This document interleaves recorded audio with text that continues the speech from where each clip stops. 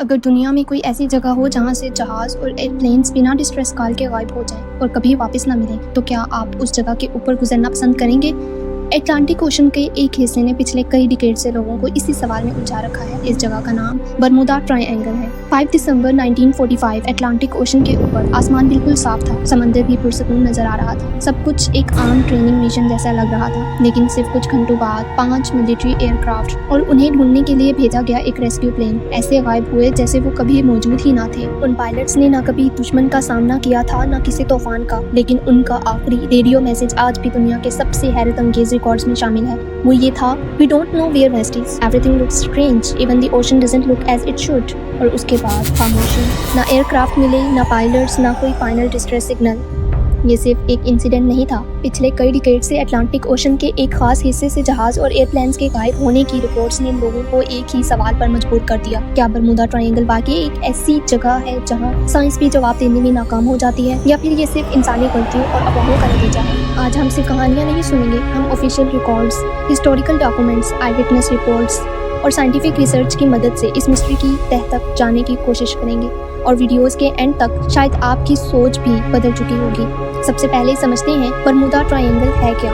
Atlantic ocean का एक triangular area जिसे आमतौर पर मियामी, बरमूडा और प्यूर्टो रिको को मिलाकर दिखाया जाता है, लेकिन सबसे हैरान कर देने वाली बात यह है, इस एरिया की कोई ऑफिशियल लीगल बाउंड्री ही नहीं, ना ही किसी इंटरनेशनल मैरीटाइम ऑर्गेनाइजेशन ने इसे ऑफिशियली डेंजर जोन करार दिया है। तो फिर इसका नाम दुनिया भर में इतना मशहूर कैसे हुआ?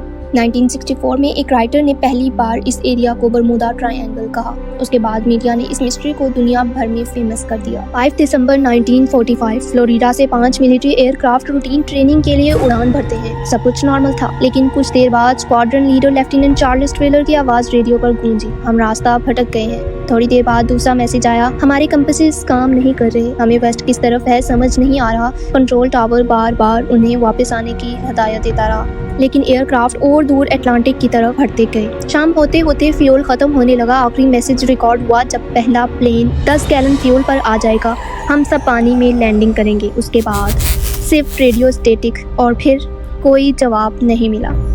उन्हें ढूंढने के लिए भेजा गया रेस्क्यू प्लेन PBM मैरिनर भी कुछ ही देर बाद गायब हो गया। एक ही शाम में 6 एयरक्राफ्ट और 27 लोग लापता हो गए। लेकिन फ्लाइट 19 से पहले भी एक और मिस्ट्री दुनिया को हिला चुकी थी। 1918 में अमेरिकन नेवी का बहुत बड़ा कार्गो शिप USS साइक्लोप्स 309 लोगों के साथ अटलांटिक ओशन में रवाना हुआ। ना डिस्ट्रेस कॉल, ना एक्सप्लोजन, ना कोई रैकेज, और आज तक एक भी कंफर्म निशान नहीं मिला। ये अमेरिकन नेवी की हिस्ट्री का सबसे बड़ा नॉन कम्बैट डिसअपीयरेंस माना जाता है। लेकिन क्या वाकई कोई सुपरनेचुरल ताकत इस सब के पीछे थी? साइंटिस्ट कहते हैं शायद नहीं। अटलांटिक ओशन का ये हिस्सा अचानक बदलते मौसम के लिए मशहूर है। यहाँ की गल्फ स्ट्रीम इतनी ताकतवर है कि अगर कोई शिप या एयरक्राफ्ट क्रैश हो जाए तो उसका मलबा बहुत दूर तक बह सकता है। कुछ एक्सपर्ट्स कहते हैं कि फ्लाइट 19 शायद नेविगेशन एरर का शिकार हुई और USS साइक्लोप्स ओवरलोड या रॉक वेव्स की वजह से डूब सकती थी।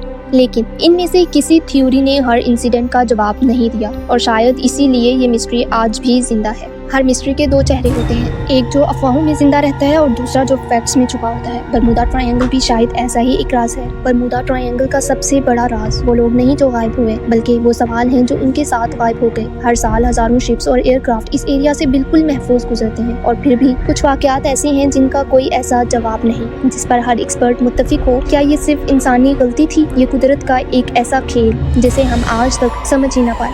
हम शायद कभी यकीन से ना जान सकें कि उस दिन फ्लाइट 19 के पायलट्स ने आखिरी लम्हों में असल में क्या देखा था, या USS साइक्लोप्स के 309 लोगों के साथ वाकया क्या हुआ। लेकिन एक बात तय है, राज हमेशा सिर्फ इसलिए जिंदा नहीं रहते कि उनके जवाब नहीं मिलते। कभी कभी राज इसलिए भी जिंदा रहते हैं क्योंकि हर नई जनरेशन उनका जवाब दोबारा ढूंढना शुरू कर देती है। और शायद बरमूडा ट्रायंगल भी उन्हीं राजों में से एक है जहाँ कहानी ख़त्म नहीं होती, बस इंसान के सवाल कभी भी ख़त्म होने नहीं देते। मैं हूँ मिस्टी विक्सा और ये थी एक और रियल स्टोरी, रियल फैक्ट्स। मिलते हैं अगली मिस्ट्री में। खुदा हाफिज़। अगर आपको ऐसी ही रियल स्टोरीज, अमेजिंग फैक्ट्स और मिस्टीरियस प्लेसेस के बारे में वीडियोस पसंद हैं तो चैनल को सब्सक्राइब करें, क्योंकि मिस्टी विक्सा पर हर वीडियो रिसर्च के बाद और हकीकी मालूमात के साथ आप तक पहुंचाई जाएगी। मैं मिलूंगी आपसे नेक्स्ट वीडियो में एक और रियल स्टोरी के साथ। तब तक के लिए अल्लाह हाफिज़।